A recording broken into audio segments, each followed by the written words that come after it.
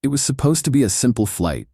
Kayla Grant stood at gate 42B, clutching her leather-bound folder like a lifeline.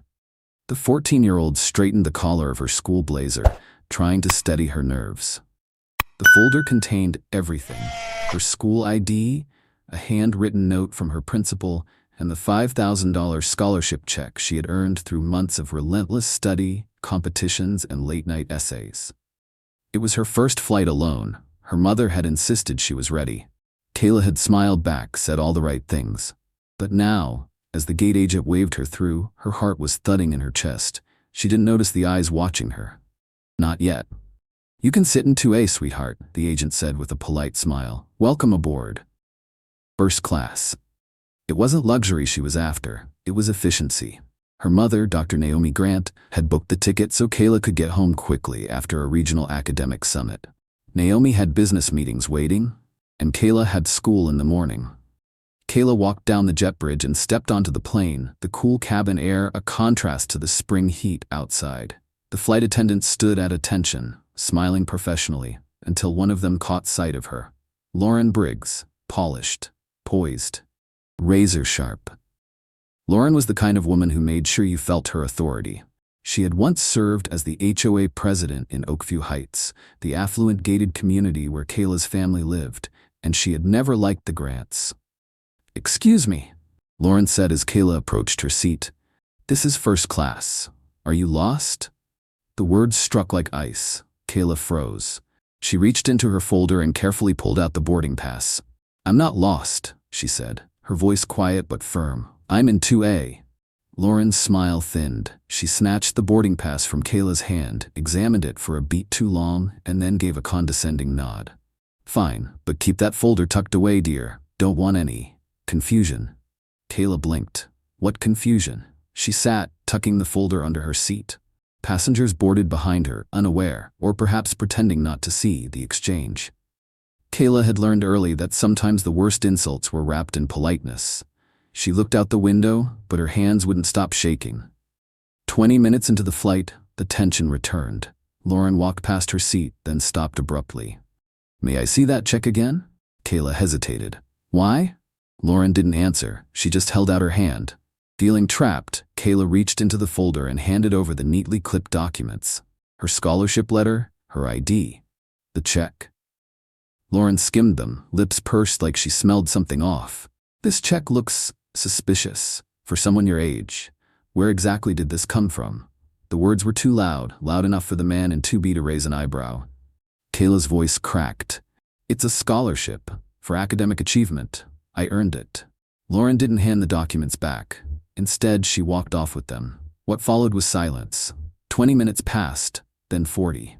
Kayla rang the call button. No one came.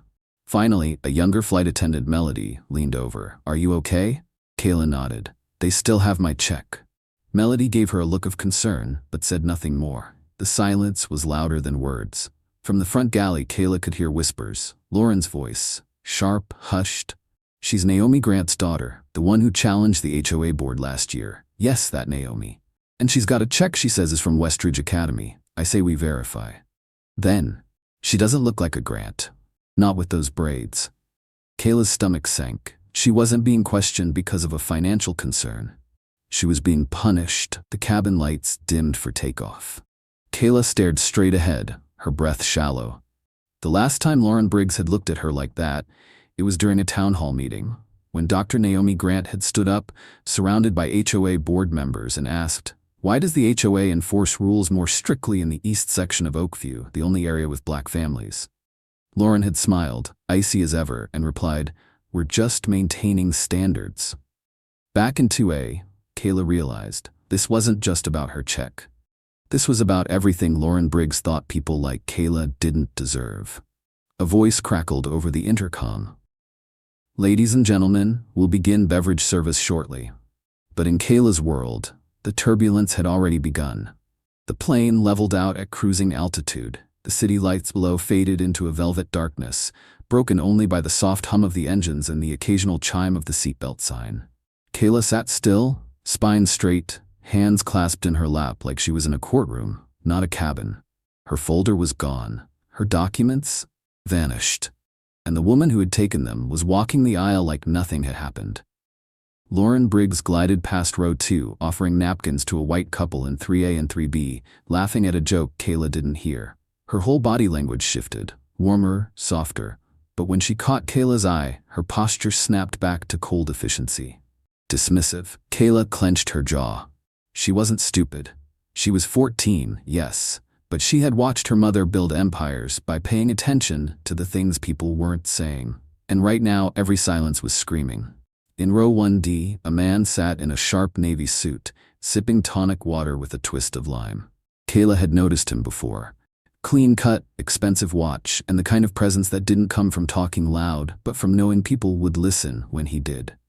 Now, he leaned into the aisle just slightly, catching Lauren's eye as she passed. There was a flicker of familiarity between them. Lauren paused. Kayla watched as the two exchanged a quick, hushed conversation. Lauren nodded toward the galley, and the man followed her without a word. Kayla's pulse quickened. Something about it wasn't right. A few minutes passed. Then Lauren re-emerged, alone, but this time she wasn't smiling. She was clutching a manila envelope. Kayla couldn't be sure, but something about that envelope, it looked official. Stamped, sealed. She turned, headed straight for row 1D, and slipped the envelope into the man's briefcase. Kayla's heart dropped. What is going on? Her fingers twitched toward her backpack. Inside, nestled between her book and her backup charger, was her leather-bound notebook, the one her mom had given her at the start of the school year. Use it to capture the truth, Naomi had said, even when no one's listening. Kayla reached down, quietly unzipped the front pocket, and pulled it out. She flipped to a clean page and started to write. 7:14 p.m., Flight MER 338. Lauren Briggs took my scholarship check and school documents without reason, has not returned them. 7:32 p.m. Lauren had private conversation with passenger in 1D. Envelope exchanged, not part of service, possibly confidential. She paused. Her hand was trembling, but her pen was steady. She kept going. 1D passenger, white male, 40s, navy suit. Watches Lauren often. She seems nervous around him. Possible connection to past HOA conflict? The last note was a guess, but her gut told her something wasn't right. She had seen Lauren act cold before, but never this strategic. This was beyond passive aggression. This was targeted, and it was calculated. Melody, the younger attendant, passed by again. She offered a weak smile. There was kindness in her eyes, but something else too. Fear. Excuse me, Kayla whispered, leaning slightly. Melody bent down. Do you know where my scholarship documents are? The ones Lauren took? Melody glanced nervously toward the front of the plane. Her voice dropped. I'm not sure. I can check, but she said not to get involved. Kayla nodded, disappointment blooming in her chest, but she didn't blame Melody. Not really. People like Lauren made careers off of fear. It was how she'd ruled the HOA. It was how she was ruling the skies now. An hour passed. The man in 1D pulled out his laptop. Kayla watched as he clicked through folders. She couldn't see the screen clearly, but one icon caught her eye. Grant Financial Holdings, internal briefing. Her heart stopped. That was her mother's company. And Lauren? Lauren had access to those files? Since when? Kayla didn't wait. She flipped her notebook to the next page and wrote faster than she ever had. 8:08 p.m. Passenger 1D has Grant Financial files on screen. Where did he get them? Could Lauren have passed confidential info? My mother's company is under threat. She looked up. Lauren stood by the galley, arms crossed, watching Kayla from a distance. Their eyes met, and for the briefest moment, Kayla saw it. Fear. Not because Kayla was just a child, but because she might have seen too much. The rest of the flight dragged on. No one said anything. No one came to return her documents. And as the wheels touched down on the tarmac 2 hours later, Kayla had filled 3 pages with everything she had seen. The theft, the sabotage, the betrayal. She may have started this flight trying to deposit a check. Now she was about to deposit a truth no one saw coming. As the plane taxied to a stop and the seatbelt sign turned off, Kayla stayed seated. The man in 1D stood, checked his phone, and adjusted his blazer. Lauren Briggs leaned in toward him, whispering something again. Kayla's pen hovered over the last line. Then the door opened, and standing just outside, framed by the golden glow of the gate lights, was Dr. Naomi Grant. The cabin door swung open with a soft mechanical hiss. Dr. Naomi Grant stepped aboard in heels that made no sound, but her presence landed like thunder. She was dressed in tailored charcoal slacks, a white blouse, and a long navy coat that seemed to command the air around her. A leather portfolio was tucked beneath one arm. Her gaze scanned the cabin in one smooth motion, unhurried, calculating. Then her eyes locked onto Kayla, her daughter, still seated, still alone, still clutching her notebook like it was a life preserver. Naomi didn't speak at first. She didn't need to. Lauren Briggs froze mid-step. The mask she wore so effortlessly cracked at the edges. "Dr. Grant," she said, voice coated in false warmth, "we weren't expecting you to board." Naomi cut her off with a glance so sharp it could slice steel. "Where is my daughter's folder?" The cabin hushed. First-class passengers turned their heads. Seatbacks creaked under shifting weight. The air changed. Lauren's mouth opened, then shut. Kayla rose slowly from her seat, her face a mirror of her mother's restraint. She stepped forward, notebook in hand. "She took my scholarship check. She said it looked suspicious, and she never gave it back." Naomi turned fully to Lauren. "Is that true?" Lauren hesitated. "Too long. We had to verify. These days, you never know what's real." Naomi stepped forward, her voice cold as alpine snow. "Did you verify the check? Or the girl?" No one spoke. Lauren blinked. "Excuse me?" Naomi didn't flinch. "Because if this was about protocol, you would have done the same to the man in 3D who boarded with a cashier's check for $12,000 and no ID. But you didn't." "I watched from the gate." Lauren paled. Her throat bobbed. Behind her, Melody appeared, tentative, clutching a familiar black folder. "I found this in the front galley," she said softly, handing it to Kayla. Naomi nodded in gratitude. Kayla flipped it open. Everything was there, intact, but the damage had already been done. She turned to her mother, hand trembling only slightly, and opened the notebook. "There's more," Kayla said. She passed a sealed envelope to a man in 1D. "He had your company's files open on his laptop. I documented the whole thing." The cabin gasped. One voice whispered, "Isn't that corporate espionage?" Naomi didn't blink. She reached into her coat and pulled out a phone, dialing with ease. She didn't yell. She didn't raise her voice.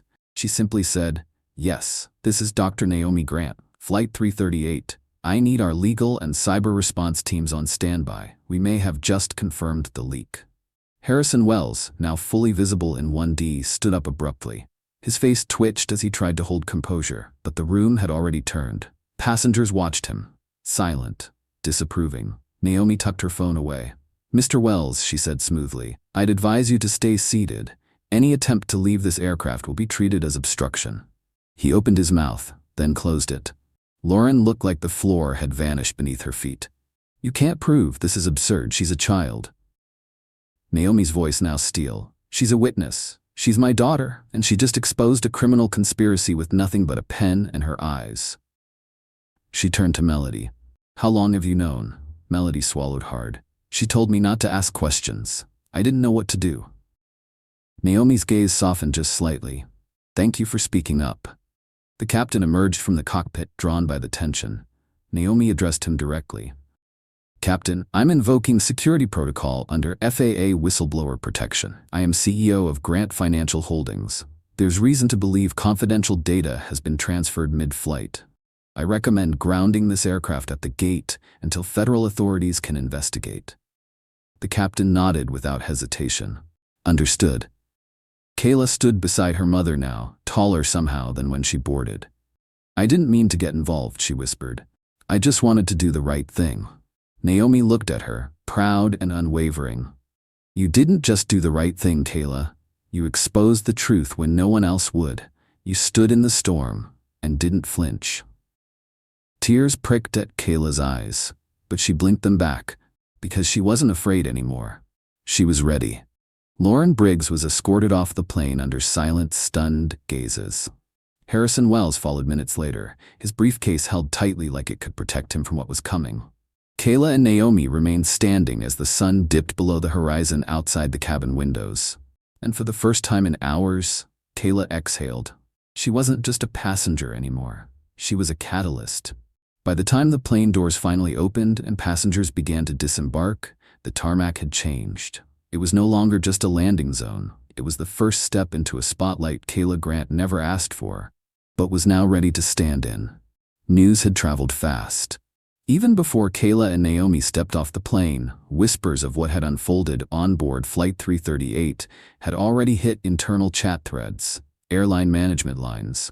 And by some twist of fate, a local journalist who happened to be in economy class had recorded snippets of the confrontation.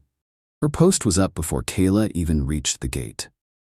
A teenage girl was humiliated and detained mid-flight for holding a $5,000 scholarship check. Her mother? The CEO of the company the flight crew tried to sabotage. This is not just about customer service. This is about everything we pretend isn't happening. The video went viral by midnight. The next morning, Kayla woke to over 17,000 unread notifications. Her inbox flooded with messages from classmates, teachers, news anchors, strangers across the country. Some called her brave. Others said she was a troublemaker. A few tried to question the story entirely. But the footage didn't lie. The audio of Lauren Briggs saying she doesn't look like a Grant with those braids was circulating like wildfire. But Kayla didn't feel like a hero. She felt tired, exposed. She hadn't meant to become a symbol. She just wanted to deposit a check. Downstairs, the Grant home was unusually quiet. Naomi was already up, seated at the dining room table, coffee in hand, laptop open. She looked up when Kayla entered. "Morning," Naomi said softly. "You okay?" Kayla nodded, pulling her hoodie tighter. "They're talking about me on the news." Naomi gestured for her to sit. "They're not just talking about you. They're learning from you." Kayla sank into the seat across from her. "I didn't mean to expose anyone. I just saw what they were doing, and I couldn't stay quiet." Naomi reached over and squeezed her hand, "And that's exactly why your voice matters." That afternoon, Naomi received an urgent call. It was the Federal Aviation Oversight Board. An internal investigation had been launched not only into Lauren Briggs, but into the airline's entire first-class security protocol and employee conduct training. The digital security team at Naomi's company had confirmed that Harrison Wells had attempted to access a private network using stolen credentials, just minutes after receiving the envelope on the flight. There was no more room for denial. What Kayla had witnessed wasn't just bias. It was espionage, and it was collapsing under its own weight. A week later, Kayla stood at the front of the auditorium at Westridge Academy. She had been invited to speak, not by force, not for publicity, but by request from students who had seen the viral video and said, "She stood up when we didn't know we could." Kayla stepped up to the podium. The lights dimmed. Hundreds of students watched her. She took a breath and began. "I didn't set out to be a whistleblower," she said. "I just wanted to do something for myself. Something I earned." She paused, eyes scanning the room. "But I learned something that day. I learned that when you speak up, even if your voice shakes, what you say matters. I was judged for the way I looked, doubted because of my age, because of my skin, because someone decided that people like me don't belong in first class. But let me be very clear. I'm not here to make anyone comfortable. I'm here to make sure no one gets ignored again." The room was still. Then, thunderous applause. Later that month, the airline issued a formal public apology. Lauren Briggs was terminated, stripped of her flight license, and later charged with obstruction and aiding unauthorized access to protected systems. Harrison Wells stepped down from his role at his firm. But the real victory came, not in their downfall, but in the rise of something new. Naomi and Kayla launched a national initiative, Flight Forward, a program focused on equitable access, anti-discrimination training for flight crews, and a scholarship fund for young leaders of color entering STEM and aviation. Kayla was its first ambassador, and her story? It kept flying. Because sometimes justice doesn't need wings, it just needs a notebook, a clear voice, and someone brave enough to say, "I belong here." It had been exactly 31 days since Flight 338. 1 month since Kayla Grant sat in Seat 2A, holding her breath and her scholarship check. 1 month since she was made to feel like she didn't belong, only to turn that moment into a movement. The media frenzy had quieted, but the change was just beginning. Inside a high-rise conference center in Chicago, the National Summit for Inclusive Aviation was underway. CEOs, flight instructors, cabin crew leaders, DEI experts, and federal officials sat side by side, flipping through programs printed with Kayla's face and 4 words beneath it. See her, hear her, change everything.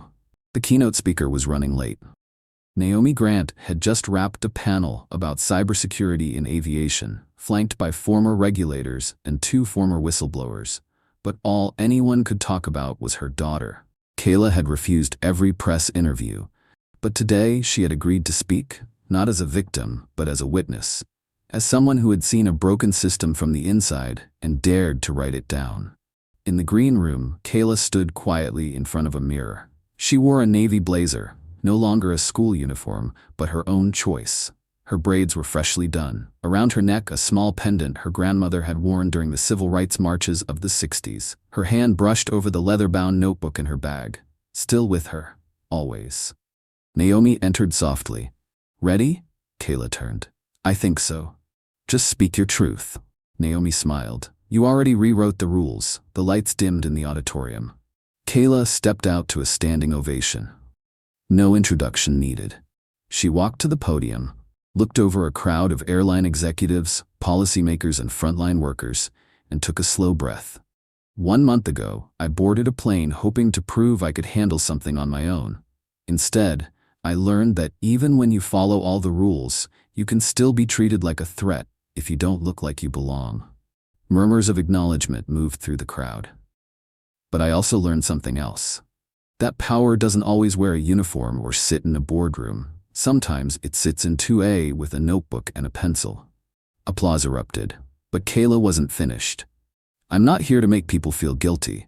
I'm here to make sure no one else is ever humiliated, dismissed, or endangered just because someone assumes they're out of place. We don't need better apologies. We need better systems." Silence. Then an even louder round of applause. She had them. In the months that followed, Flight Forward evolved from a simple initiative to a national coalition. 42 major airlines committed to bias training, certified by civil rights organizations. TSA partnered with Naomi's firm to build non-discriminatory screening algorithms. Over 300 young people applied for the first round of Kayla Grant Equity Scholarships, funded entirely by donations from the public, airlines, and former passengers of Flight 338. Even Melody, the flight attendant who once whispered, "I don't know what to do," became the DEI training coordinator for her airline's East Coast division. And as for Lauren Briggs, she never spoke publicly again. The last statement she issued was a single sentence: "I didn't realize someone so young could bring down something so powerful." She was wrong. Kayla didn't bring down the system. She held a mirror up to it, and the system collapsed under its own reflection. Now every time Kayla flies, she still chooses a window seat.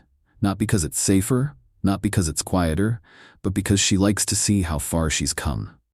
3 days after the summit in Chicago, Kayla found a letter tucked inside her backpack. No envelope, just a folded piece of heavy stationery, creased softly in half. She recognized the handwriting immediately. Elegant, curved, but unmistakably steady. Her mother's. She sat on the edge of her bed, unfolded the paper, and read, "My dearest Kayla, you probably found this after another long day, maybe tucked between notebooks and scholarship applications and whatever book you're reading for the 3rd time this month. I hope you're sitting down because there's something I need to say. I've spent most of my life in boardrooms where power is measured in numbers and volume, but what I saw on Flight 338 was something far greater than power. I saw courage, not the loud kind. Not the kind that needs to shout to be heard, but the quiet kind. The kind that stands when it would be easier to shrink.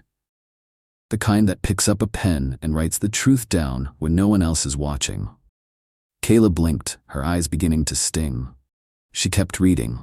"When you were little, you used to ask me why I worked so late. Because, I told you, if I don't take my seat at the table, someone else will decide what happens to us, and they won't always mean well. What I didn't tell you was this: one day you would sit at a table I never imagined could exist. Not in a corner, not behind anyone, but at the head. And the people who once ignored you would be the ones listening because they had no choice. And you didn't do it for revenge. You did it for dignity, for truth. For every girl who has ever been told to wait quietly, to shrink, to not make a scene." The tears came now, silent and full. Kayla pulled her knees to her chest, letter trembling in her hands. "I hope you never forget this. You were never out of place, Kayla. You were never too much. You were never just a kid, and you were never, ever alone. You were exactly where you were meant to be, in 2A, with a notebook, watching everything. And because of you, everything changed. With all my love. Your mother, Naomi. Kayla folded the letter gently, pressing it close to her heart. Outside her window, the planes at the small regional airport near Oakview Heights took off one by one, their blinking lights carving silent trails through the dusk sky. She smiled, not because it was over, but because it had only just begun. It was a quiet Tuesday when the first letter arrived, not to Kayla's house, not to her school, but to the office of Flight Forward, a modest suite in a converted co-working space in downtown Oakview. It was handwritten. No return address, just a single word scribbled on the back flap. Inspired. Inside was a note from a girl in Atlanta. 15 years old, public school student, daughter of a baggage handler and a grocery clerk. She had watched Kayla's speech at the Inclusive Aviation Summit. Not in the audience, not even live, but in a reposted YouTube clip on her friend's cracked phone screen. The note read, "Dear Kayla, I saw what happened to you. I saw how you stood there and didn't let them erase you. Something about that made me stop being quiet too. Last week, I spoke up when my counselor tried to steer me away from applying to engineering programs. She said, 'It's not a good fit for someone like you.' I asked her, 'Someone like me or someone like you think I am?' Then I walked out and applied anyway. If I get in, it'll be because I saw you, and I knew I wasn't alone. Maya W." Kayla read the letter at her desk. She didn't say anything at first, but when her mother walked in, she was holding the note to her chest. Naomi didn't need to ask. She just smiled and said, "Another one?" Kayla nodded.